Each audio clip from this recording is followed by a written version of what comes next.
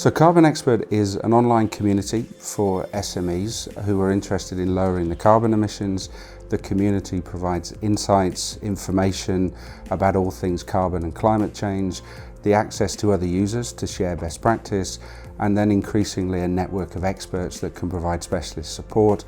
And all of that is underpinned by our proprietary dashboard that allows SME businesses to easily measure, manage, track and reduce carbon emissions in their business.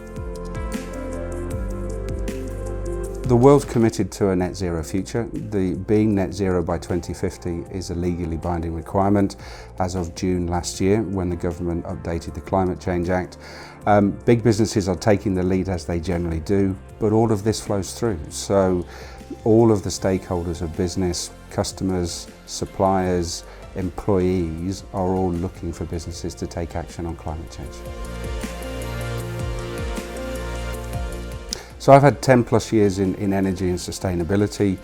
Started off in big corporates, ran a smaller energy software company for 5 years, and then really noticed that the conversation moved on from energy through to carbon and climate change.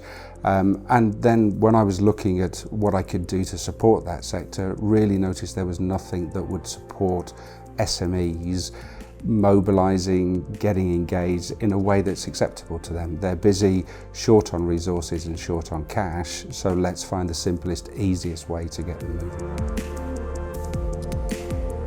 So it's a dashboard and it's designed to be intuitive, easy to look at. When you look at it, green is good, red is bad. It's an easy way to set a benchmark, which is your 12-month total of your carbon emissions. It breaks it down into carbon in energy, carbon in travel, and then you can track and report some intensity metrics. So it's a very easy, simple way for companies to see the size and shape of their carbon footprint and then start taking actions to reduce it. So in terms of cost, we've set it up that it's a fully validated dashboard and it costs as little as £2 a day for you to do, so less than most cups of coffee. In terms of how much time it takes, it uses data that exists within the organisation, so data from your energy bill, data from the cars and travel that you're doing. So probably to set up your carbon benchmark, probably 3 or 4 hours, and then to update it monthly, no more than 5 to 10 minutes. It's about 12 bits of information that you need to put in. The dashboard uses the UK government's conversion metrics for all 6 greenhouse gases. Those are published by the Department for Business, Energy and Industrial Strategy. And so therefore it's reporting in the same way as big companies do for their Scope 1 and Scope 2, which is the emissions they generate internally within their business. So it's all hosted on the cloud. It's all hosted to the highest levels of cyber security, hosted in the UK. So it's remote from your business. The dashboard is a manual input of data, so there are no links into the networks and systems in your business. In terms of who will look, within the dashboard, you can assign yourself to a community, which might be other users or one of our expert partners, so you have the right to give permission for supporting experts to view your data. Other than that, it is your data and your dashboard. So we have initially a whole load of videos that are hosted on the site. We've put those into kind of 30, 60, 90-second blocks, so you can look at the part of the solution that you want to, or there's help through our expert partners or directly through us to be able to answer your questions. So there's a full level of support to get you up to speed.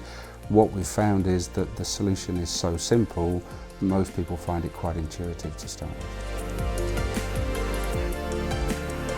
So it's important when you're putting a dashboard together that if you're communicating that to stakeholders, that there's a way the stakeholders can rely on that data. And so the future net zero standard we see is very important because it is essentially a validation of your dashboard independently saying that the carbon footprint reported is correct. And when you are asking your customers or your other stakeholders to rely on what you're reporting, it's just another stamp of validation that you can show them.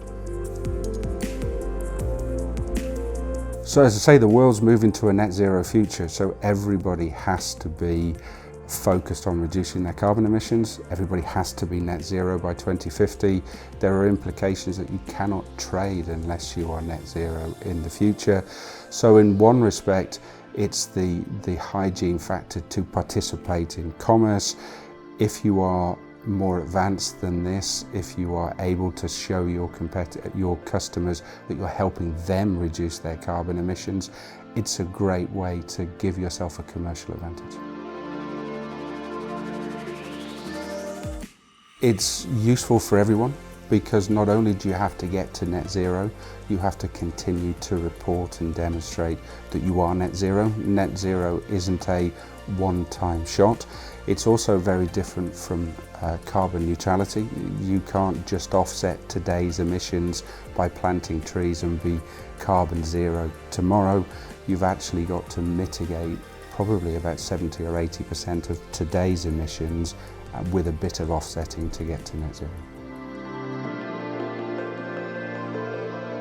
What we've tried to do is to make it as easy and as simple as possible for SMEs. So there is a roadmap that offers more functionality, probably more complexity, but I've yet to see something that's as simple, as cost effective, that actually allows SME companies to make a pledge, to make a commitment and start their journey.